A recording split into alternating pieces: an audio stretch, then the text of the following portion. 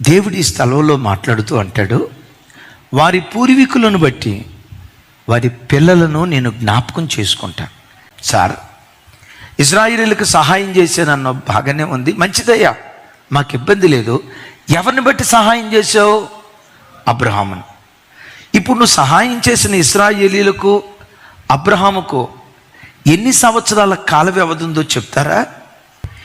ఇశ్రాయేలుని ఇక్కడ జ్ఞాపకం చేసుకునేటప్పటికీ ఈ ఇశ్రాయేలీలకు అబ్రహాముకు ఎంత కాల వ్యవధి ఉందో తెలుసా?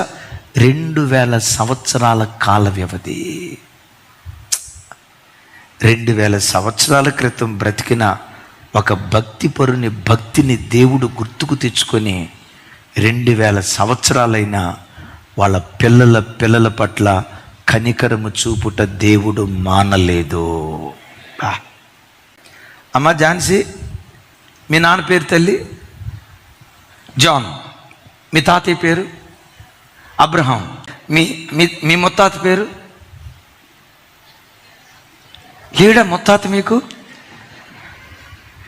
అన్న చూడండి, 3వ తరమే మనకు గుర్తుకు లేదు. 30 సంవత్సరాల క్రితం మన పూర్వీకులు ఎవరో మనకు గుర్తుకు లేదు, మన జ్ఞాపకం లేదు. ఈ దేవుడు ఎవరో తెలుసా? 2000 సంవత్సరాల క్రితం ఉన్న అబ్రహామును దేవుడు గుర్తుకు తెచ్చుకుంటున్నాడు. తల్లి, నా వైపు చూడు. దేవుడు నీకు ఇచ్చిన ఈ చిన్న జీవితంలో నికార్సైన భక్తి జీవితం చేయి.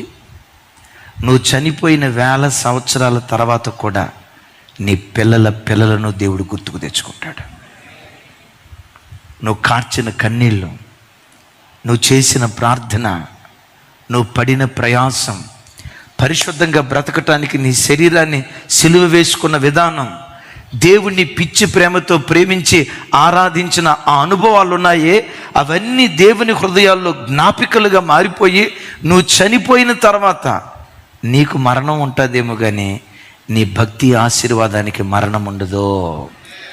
నీకు మరణం ఉంటుందేమో కానీ నీ ప్రార్థనకు మరణం ఉండదు.